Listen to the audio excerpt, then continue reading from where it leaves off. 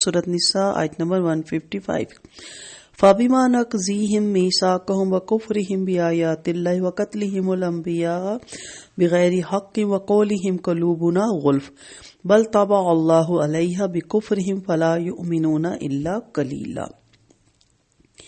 پھر ان کے اپنے عہد کو توڑ دینے کی وجہ سے ہم نے ان پر لعنت کی، اور ان کے اللہ کی آیات کو کفر کرنے اور ان کے انبیاء کو کسی حق کے بغیر قتل کرنے اور ان کے یہ کہنے کی وجہ سے کہ ہمارے دل غلاف میں ہیں، محفوظ ہیں، بلکہ اللہ نے ان پر ان کے کفر کی وجہ سے مہر کر دی اور وہ ایمان نہیں لاتے مگر بہت کم.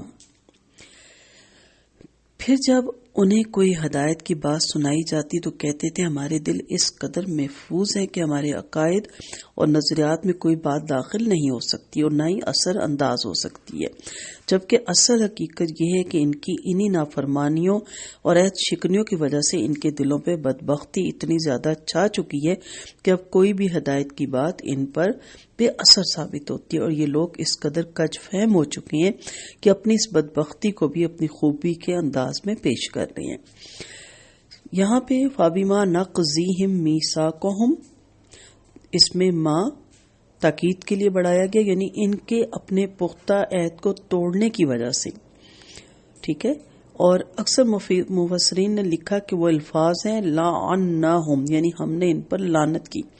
اس کی دلیل یہ ہے کہ دوسری جگہ اللہ تعالیٰ نے فرمایا فَبِمَا نَقْضِihِم مِّيثَاقَهُم لَعَنَّاهُم، سورۃ مائدہ میں ہم پڑھیں گے.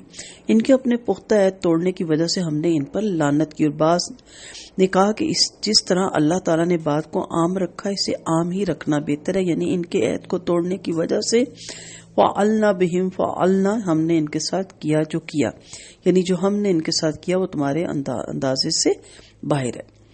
اور پھر وَقَتْلَهُمُ الْأَنْبِيَاءَ بِغَيْرِ حَقٍّ، اس کی تفسیر بھی سورۃ بقرہ آیت نمبر 61 آپ دوبارہ سنیں پلیز. اور غلف کی تفسیر بھی سورۃ بقرہ آیت نمبر 88 میں آپ کو اس کی تفسیر مل جائے گی. فَلَا يُؤْمِنُونَ إِلَّا قَلِيلًا، یعنی بہت کم لوگ ہیں، جیسے عبداللہ بن سلام رضی اللہ عنہ اور ان کے چند ساتھی، یہ یہود مدینہ میں سے تھے اور گنے چنے 10 لوگ اسلام لائے تھے. دوسرا مطلب یہ بھی ہو سکتا ہے کہ قلیلاً، یعنی ایماناً قلیلاً، وہ ایمان نہیں لاتے مگر تھوڑا، یعنی صرف موسیٰ علیہ السلام اور توریت پر یا ان کے گمان کے اعتبار سے فرمایا، ورنہ ایک نبی کو بھی جھٹلایا تو گویا سب کو جھٹلا دیا، یعنی ایک نبی کو مانتے دوسرے کو نہیں مانتے، بس ان کا ایمان یہاں تک ہے.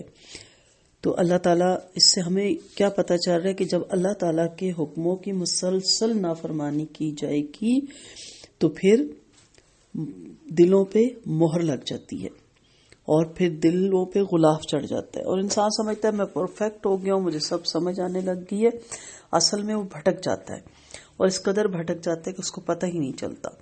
تو اسی لیے قرآن میں آیت آتی ہے کہ آنکھیں اندھی نہیں ہوتی، دل اندھے ہوتے ہیں. اب دل کی تو آنکھیں نہیں ہیں نا، لیکن دلوں پہ ایسا پردہ چھا جاتا ہے اپنی عقل کا، اپنی تعلیم کا، اپنے گریڈ کا، اپنی سمجھداری کا، کہ انسان کسی بات کو ایکسیپٹ کرنے کے لیے تیار ہی نہیں ہوتا، اور اپنی غلطی تو ماننے کو بالکل ہی تیار نہیں ہوتا. وہ سمجھتا ہے کہ میں بالکل پرفیکٹ ہوں، اور یہ چیز انسان کو بہت نقصان دیتی ہے کہ جس دن انسان سمجھتا ہے کہ میں سب کچھ جان گیا، مجھے سب کچھ آ گیا، وہ اس کی ہلاکت کا پہلا دن ہوتا ہے.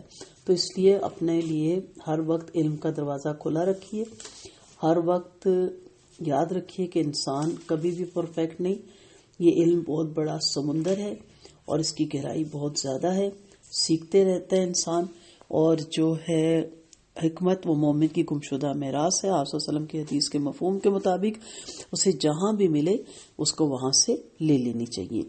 تو یہاں پہ اہل کتاب کے ان گناہوں کا بیان ہو رہا ہے جن کی وجہ سے وہ اللہ کی رحمتوں سے دور ڈال دیے گئے، ملعون اور جلا وطن کیے گئے. ان کی عہد شکنی یہ تھی کہ جو وعدے انہوں نے اللہ سے کیے ان پہ قائم نہ رہے. ہم بھی وعدوں کو توڑتے ہیں. دوسرے اللہ کی آیات یعنی حجت اور دلیل اور نبیوں کے معجزے سے انکار اور کفر.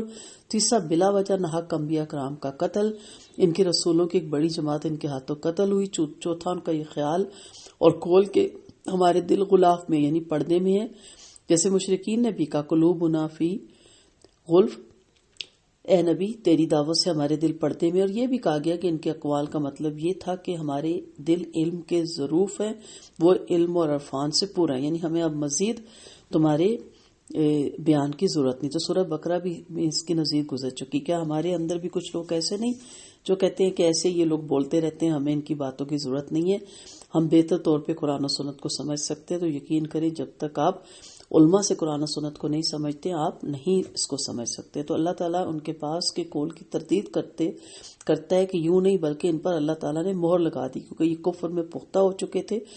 بس پہلی تفسیر کی بنا پر یہ مطلب ہوا کہ وہ عذر کرتے تھے کہ ہمارے دل بوجہ ان پر غلاف ہونے کے نبی کی باتوں کو یاد نہیں کر سکتے. تو انہیں جواب دیا گیا کہ ایسا نہیں بلکہ تمہارے کفر کی وجہ سے تمہارے دل مسخ ہو گئے ہیں. اور دوسری تفسیر کی بنا پر تو جواب ہر طرح سے ظاہر ہے. سورۃ بقرہ کی تفسیر میں اس کی پوری تفصیل گزر چکی ہے. بس بطور نتیجے کے فرما دیا کہ اب ان کے دل کفر اور سرکشی اور